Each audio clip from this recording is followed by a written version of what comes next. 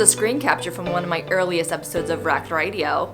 This is a picture of me within the last year on the red carpet. And this is Jess. New people be like, man, there's a lot going on in this frame.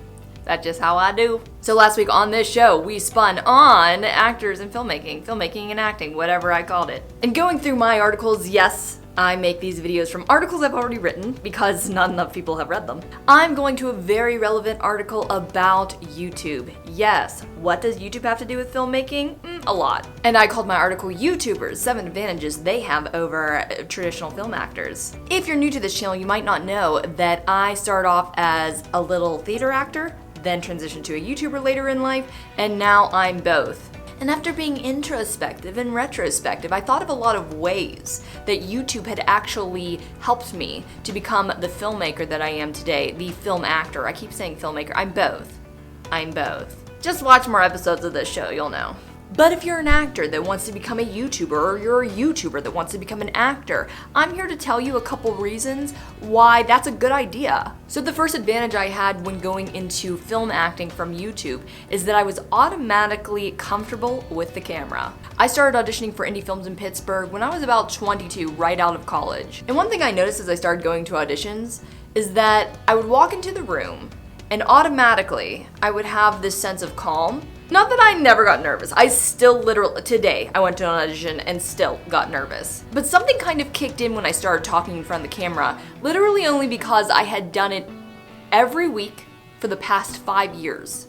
It didn't matter that it was for a YouTube show or even one where I was constantly talking to camera, because it just gave me a new confidence that when I was going into film acting, I would be able to do this. The number 2 advantage I had as a YouTuber over traditional actors was that I already had some homemade reel material. Some people underestimate how valuable reel material is for auditioning, and they also underestimate how easy it could be to actually make. When we're talking about reels, it's always great to have really professional, great credits, great scenes that are filmed really nicely, that are very professionally done.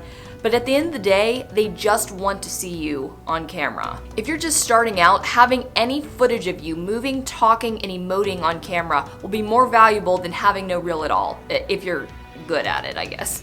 But by the time I started auditioning, before I got any callbacks, any gigs, anything finished and in the can, and to me, I already had a reel. Yeah, it was my dorm room chroma key talk show, but it still showed my sense of timing, my comedy, my accent, my emotions, my expressions. So when you're going up against your same level of beginner actors, you will automatically have a leg up having footage that you filmed for even YouTube.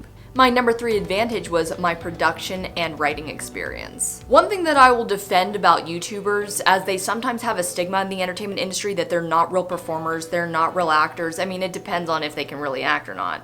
But YouTubers are more than just performers. Most YouTubers, especially ones that were especially DIY from the beginning, everybody who started from the ground up, writes, produces, edits, color corrects, lights.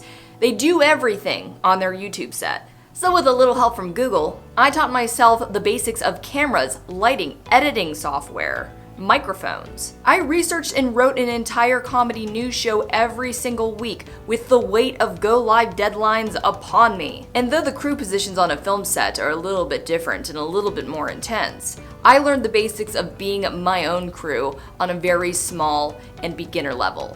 So when it came to producing my first feature in 2013, right?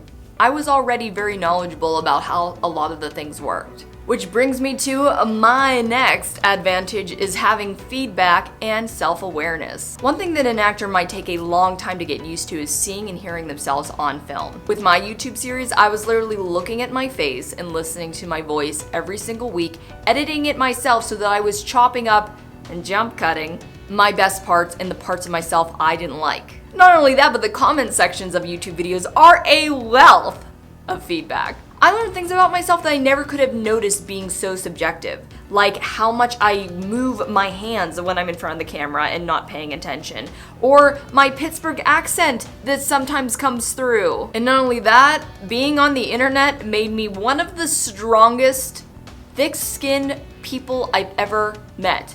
That might sound egotistical, but I don't care. I really don't care. The whole point of this is to say, I don't care. And I've learned to parcel out the constructive feedback that I can change and make myself a better performer, and then, the most colorful language to wish death, pain, and sexual humiliation on me. The next advantage that I learned from being a YouTuber was brand representation and marketing, or marketing and brand representation.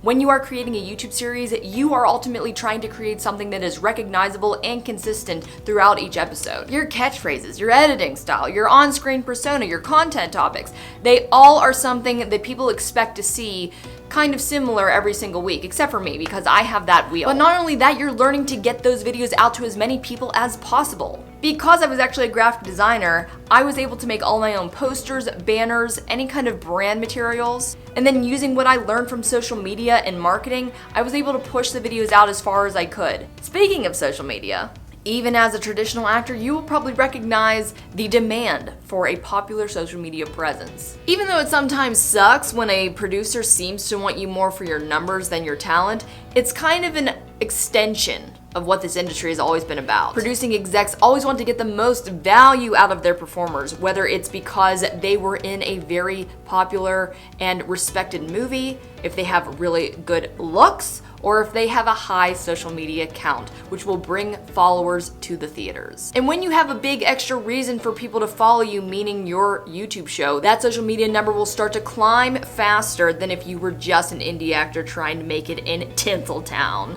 And the last advantage for being a YouTuber as well as a traditional actor is that there's a little bit of extra income involved. If you are able to eventually take your show to the next level because it has become popular enough to gain sponsorships and ad revenue, you are now getting a little bit of income on top of the other advantages that YouTube is giving you for your acting career. And though the adpocalypse has lasted us for a couple years now, there are still other ways like paid promos, affiliate marketing, and merchandise that will help you gain a little bit of extra cash when you're just auditioning your little butt off in Hollywood and paying for all those Lyft rides.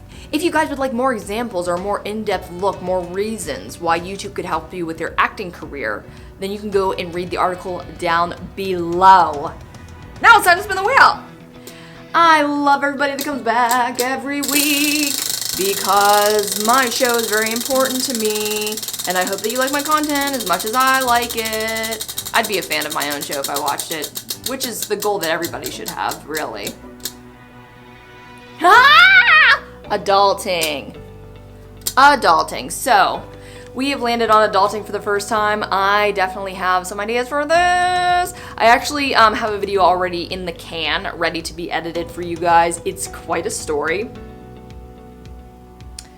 I've been waiting to tell you guys about this one incident that happened to me.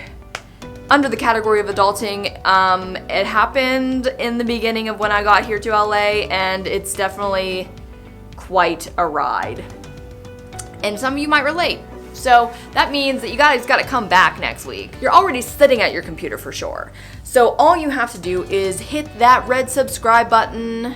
If you like me extra, hit the like button. And leave me a comment. One of my favorite things is to read the comments. I read out all of them. I respond to almost all of them if they require a response.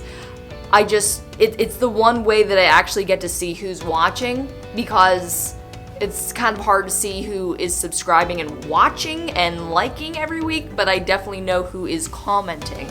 So that's kind of special, and it makes me feel good to read all the comments. Or bad, depending on what they are. But I hope any of you budding filmmakers enjoyed this. Again, you can read all my articles at justpaul.net because nobody else has. And I will see you on Monday.